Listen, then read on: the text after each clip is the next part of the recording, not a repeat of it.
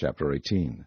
Now Jehoshaphat had riches and honor in abundance, and joined affinity with Ahab. And after certain years he went down to Ahab to Samaria. And Ahab killed sheep and oxen for him in abundance, and for the people that he had with him, and persuaded him to go up with him to Ramoth-Gilead. And Ahab king of Israel said unto Jehoshaphat king of Judah, Wilt thou go with me to Ramoth-Gilead? And he answered him, I am as thou art, and my people as thy people, and we will be with thee in the war. And Jehoshaphat said unto the king of Israel, Inquire, I pray thee, at the word of the Lord today. Therefore the king of Israel gathered together of prophets 400 men, and said unto them, Shall we go to Ramoth-Gilead to battle, or shall I forbear? And they said, Go up, for God will deliver it unto the king's hand. But Jehoshaphat said, Is there not here a prophet of the Lord besides, that we might inquire of him?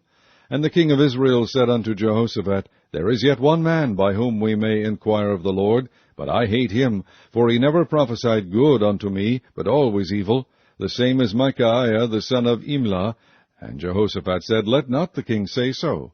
And the king of Israel called for one of his officers, and said, Fetch quickly Micaiah the son of Imlah.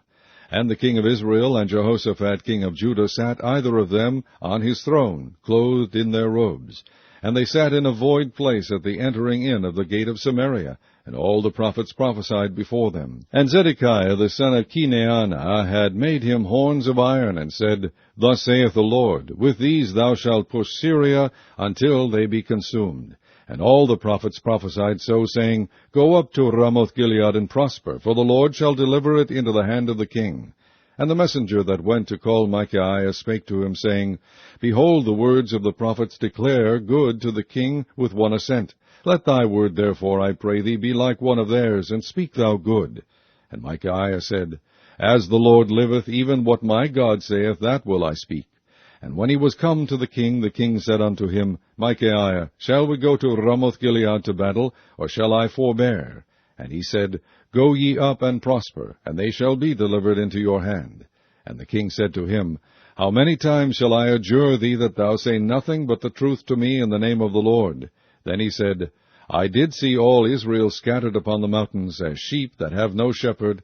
And the Lord said, These have no master. Let them return therefore every man to his house in peace. And the king of Israel said to Jehoshaphat, Did I not tell thee that he would not prophesy good unto me, but evil? Again he said, Therefore hear the word of the Lord.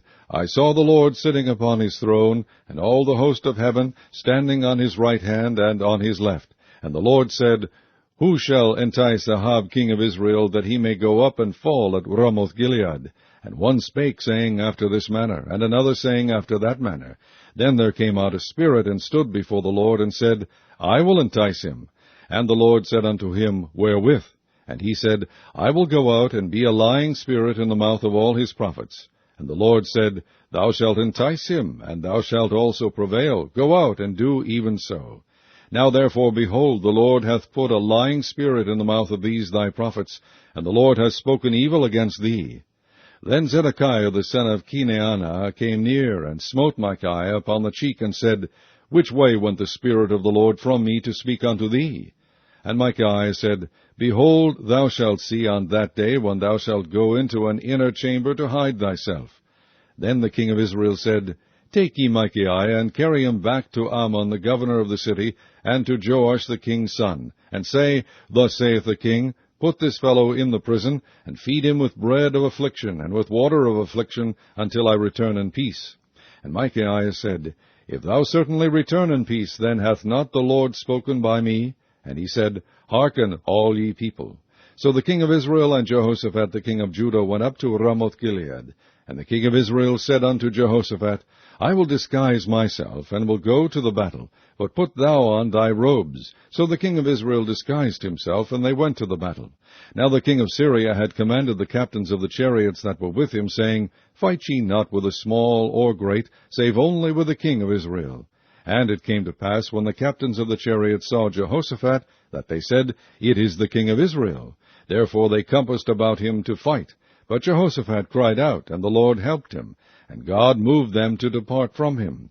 For it came to pass that, when the captains of the chariots perceived that it was not the king of Israel, they turned back again from pursuing him. And a certain man drew a bow at a venture, and smote the king of Israel between the joints of the harness. Therefore he said to his chariot man, Turn thine hand, that thou mayest carry me out of the host, for I am wounded. And the battle increased that day, howbeit the king of Israel stayed himself up in his chariot against the Syrians until the even, and about the time of the sun going down he died.